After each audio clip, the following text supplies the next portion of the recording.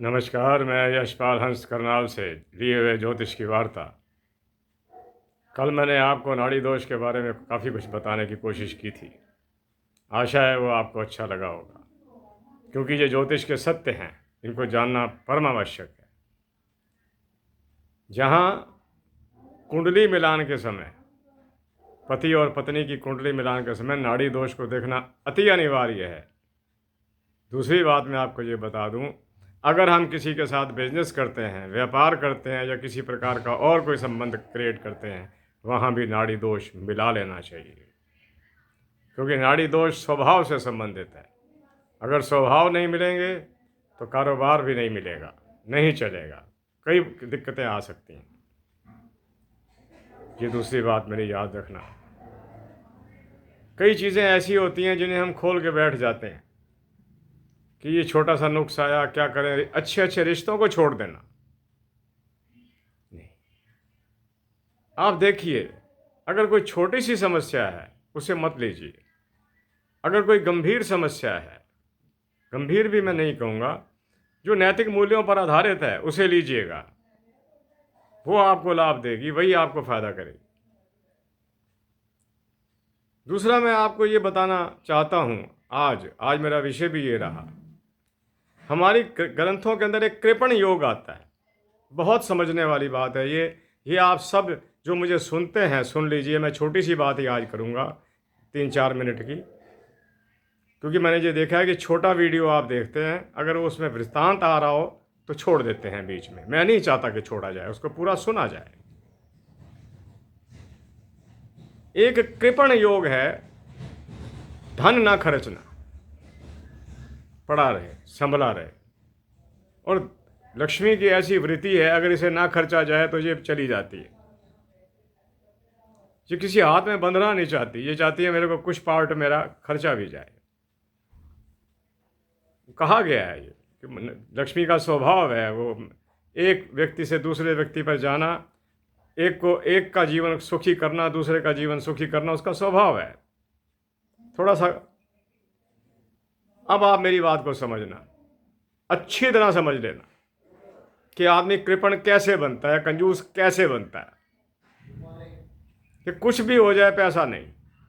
अगर द्वादश भाव का स्वामी अष्टम में चला जाए, अगर द्वादश 12वें घर का स्वामी 8वें में आ जाए, 12वें घर का मालिक शुक्र हो 8वें में बैठा हो, उस व्यक्ति ने पैसा खर्च ना किया। वो पैसा खर्च करना एक अपराध समझेगा। पहला तो ये सबसे बड़ा, 12वें का मालिक अगर 8वें में आ जाए। लिखने वालों ने तो पता नहीं क्या कुछ लिख दिया, हम यहाँ पर वो बात शब्द बोलते ही नहीं।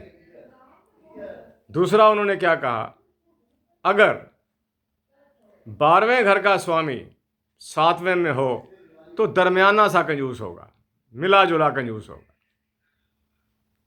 ज़्यादा नहीं, थोड़ा बहुत कंजूस होगा। लेकिन अगर 12वें का मालिक 6ठे में आगे बैठ जाए,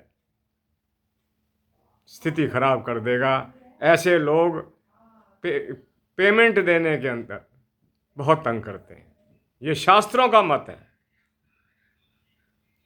उधार लेकर देना उनको एक समस्या बन जाती है। ये तो थी दूसरी बात आज की जो मैंने आपसे करी। पहली बात मैंने आपसे करी नाड़ी दोष की। नाड़ी दोष आप जहाँ जहाँ संबंध क्रिएट कर, चाहे वो पति पत्नी का है, चाहे वो बिजनेस का है, चाहे वो किसी प्रकार का भी है, उसे देख लीजिएगा, नाड़ी दोष नहीं होना चाहिए। दूसरा, कृपण की संज्ञा।